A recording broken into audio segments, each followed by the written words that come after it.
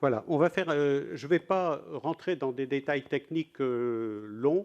Vous avez ce livre à l'entrée si vous le souhaitez, mais on va faire un zoom sur un petit aspect qui est la question des familles monoparentales. Alors sur le graphique que vous avez là, qu'est-ce que vous voyez? Il faut un petit peu de temps pour voir de quoi on parle. À gauche, ce sont les revenus les plus faibles, 0, et à droite, les revenus les plus élevés, jusqu'à un salaire de 12 000 euros bruts par mois. Et en vert, on a les aides en moins de l'État si deux célibataires, dont l'un n'a aucun revenu, se marient. Alors, ça veut dire que celui qui se marie avec un autre, si cet autre a des revenus conséquents, va perdre son RSA.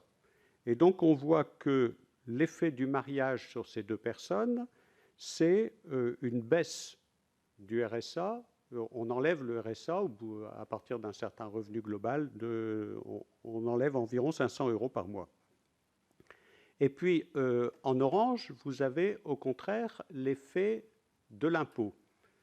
Quand deux personnes se marient, si elles ont des revenus dissymétriques, et là, en l'occurrence, il y en a une qui a 0, eh bien, ce sera favorable pour celui qui a des revenus qui va finalement payer moins d'impôts par le jeu du quotient conjugal. Et donc, on a un graphique dont la courbe rouge donne le total de ces deux effets, et on voit que jusqu'à 6 000 à 8 000 euros, se mettre en couple officiellement, c'est pénalisant au plan de ce que fait l'État pour vous, soit sous forme d'aide, soit sous forme de réduction d'impôts. Et dans le cas de ces revenus très dissymétriques, à partir de revenus très confortables, on a le quotient conjugal qui, au contraire, donne un avantage au mariage. Bon, mais dans l'immense majorité des cas, se marier, ça coûte. Et donc, on a une question de fond qui est la suivante. Pourquoi l'État se mêle-t-il de ce qui est un choix individuel? Pourquoi est-ce que l'État incite beaucoup de gens à ne pas se marier? Ou en tout cas à ne pas déclarer une union conjugale? Et ça, c'est contraire à la liberté. Il y a une atteinte à la liberté. Et on va voir la suite, c'est pire en présence d'enfants, puisque là, on a parlé de deux personnes sans enfants. Alors voilà ce graphique représente l'effort de l'État pour une famille monoparentale qui a un enfant. Combien l'État donne-t-il pour cet enfant? Alors, il y a différents mécanismes qui opèrent. Sur la gauche, ce sont les mécanismes qui concernent les gens qui ont droit au RSA ou à la prime d'activité, avec notamment cette prime d'activité ou ce RSA, l'allocation de rentrée scolaire. Et sur la droite, on a essentiellement l'effet des réductions d'impôts. Alors, ce qui est en pointillé au-dessus, on a l'allocation de soutien familial qui est donnée uniformément, indépendamment des revenus de ce foyer monoparental, à condition qu'il n'y ait pas de pension alimentaire.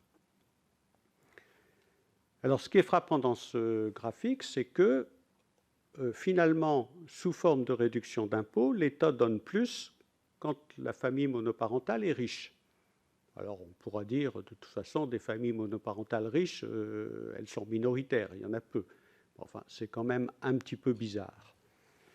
On va passer au truc suivant.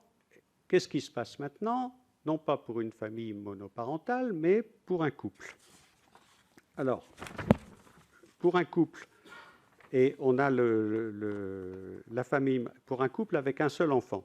On a donc en pointillé en haut le rappel du total concernant une famille monoparentale, et en couleur, on a les différents dispositifs familiaux qui visent le couple pour un enfant. Et ce graphique est extrêmement intéressant à comprendre qu'est-ce qui se passe? Dans notre tête, on a plutôt dans l'idée que il y a des allocations familiales pour les enfants. En fait, les allocations familiales sont nulles quand il n'y a qu'un seul enfant. Elles commencent au deuxième. Elles deviennent plus significatives à partir du troisième.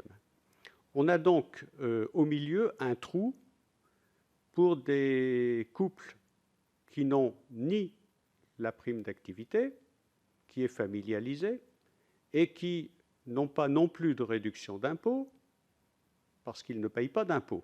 Ils sont donc d'un côté trop pauvres et d'un autre côté trop riches pour que l'État contribue à cet enfant. Sur la partie gauche, donc pour les couples avec peu de revenus, on a principalement intégré dans la prime d'activité ou le RSA un effet famille, donc une majoration pour l'enfant, et on a aussi l'allocation de rentrée scolaire. Sur la partie droite, on a le quotient familial avec une demi-part pour l'enfant. Sur les familles monoparentales, le premier enfant compte pour une part, et c'est pour ça qu'on a quelque chose qui est bien supérieur. C'est-à-dire qu'on a un système qui finalement, la première bizarrerie, donc, c'est cet avantage donné aux familles monoparentales riches. Le deuxième point qui est tout à fait fondamental au plan philosophique, c'est qu'on a une France qui est coupée en trois. D'un côté, les mécanismes qui concernent les plus pauvres, d'un autre côté, les mécanismes qui concernent les plus riches, et au milieu, les familles moyennes. Alors, qu'est-ce que ça produit, ça? Ça produit que chacun défend son beefsteak. Chacun défend les dispositifs qui le concernent. Et donc, finalement, on avait vu que sur le premier point, il n'y a pas de liberté. L'État interfère dans la liberté de fonder un foyer ou pas, de se marier. Deuxième point, il y a une inégalité liée au fait que les familles monoparentales riches ont un avantage curieux. Et troisième point, on a un problème de fraternité, puisque ce système, finalement, dit on n'est pas dans la fraternité, on est dans la lutte des classes. On va se battre les uns contre les autres, puisque chacun a son dispositif. Alors donc, moi, je suis ingénieur, hein, fraternité ou lutte des classes, je veux dire, ce n'est pas ma casquette d'ingénieur qui fait choisir une préférence, mais je dis simplement la chose suivante, c'est qu'on a une devise républicaine, liberté, égalité, fraternité, qui n'est pas dans les dispositifs que nous avons. Il y a une incohérence entre les deux. Alors on peut changer la devise, dire liberté, égalité, lutte des classes. Bon, c'est quand même... ou bien alors, on va dire... on va rationaliser ça et mettre un dispositif unique pour tout le monde. Ou bien, troisième solution, c'est celle dans laquelle on vit, on continue dans le mensonge. Donc, vous avez les trois options. Bon, alors, on continue. Graphique suivant. Qu'est-ce que c'est que passer à une allocation familiale unique? Donc, un dispositif qui serait le même pour tout le monde. Donc, on ne parle que d'un sujet limité, on ne parle pas des aides aux gardes d'enfants, par exemple. On se limite à une dizaine de dispositifs principaux qui concernent toutes les familles. Et donc, sur ce graphique, on voit l'empilage de ces dispositifs généraux, soit pour les pauvres, soit pour les riches, pour une famille de 4 enfants. Et on voit que le total, finalement, à gauche pour les pauvres et à droite pour les riches, est sensiblement le même, autour je sais pas, de 1 000 € pour les 4 enfants, entre 900 et 1 000 €. Et que si on a des variations, ce sont des effets de seuil qui ne sont pas voulus par le législateur. Autrement dit, dans le cas de 4 enfants, on se dit, mais pourquoi est-ce qu'on a un système aussi compliqué? Il suffirait de dire qu'on donne 250 € par enfant, 200 ou 250, et puis basta, c'est fini. On n'a pas besoin de tous ces dispositifs. Et à ce moment-là, on est avec un dispositif unique pour tout le monde et on vit concrètement la fraternité. Donc,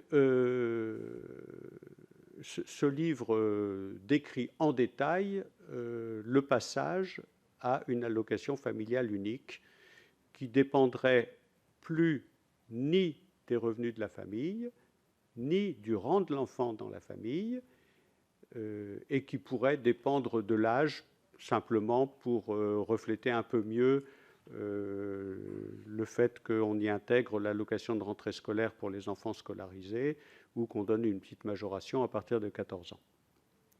Ce livre est fait avec la volonté d'être grosso modo à budget constant pour l'État.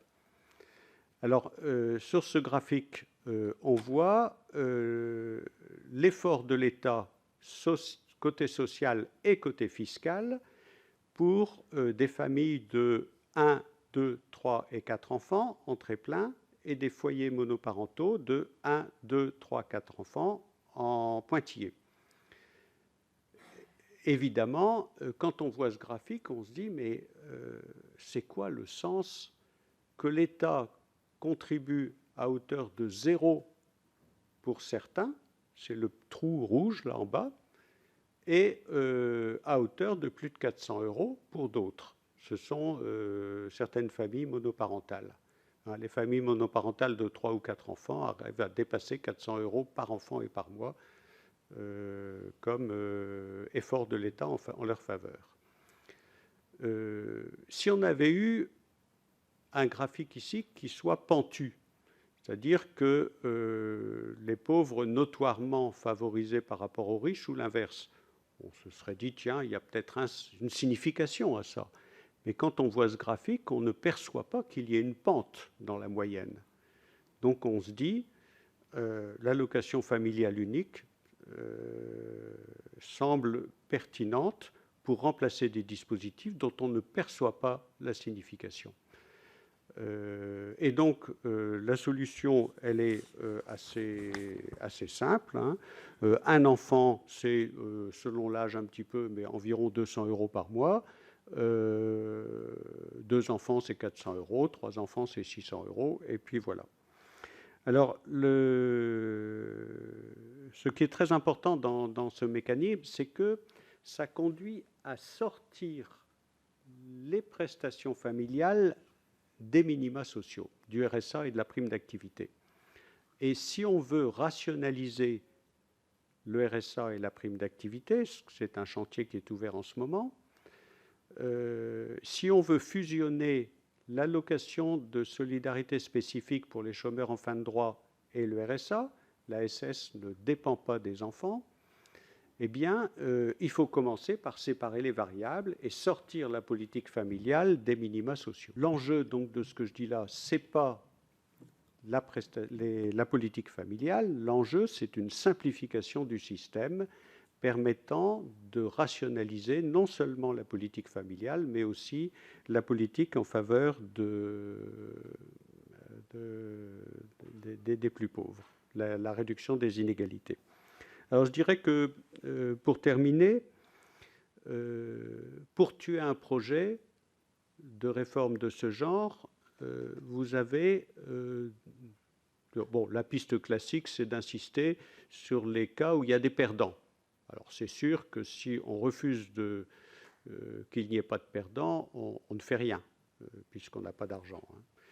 Donc, mais plus précisément, une voie pour tuer un projet de ce genre, c'est de mélanger ce qui concerne la simplification du système et sa générosité.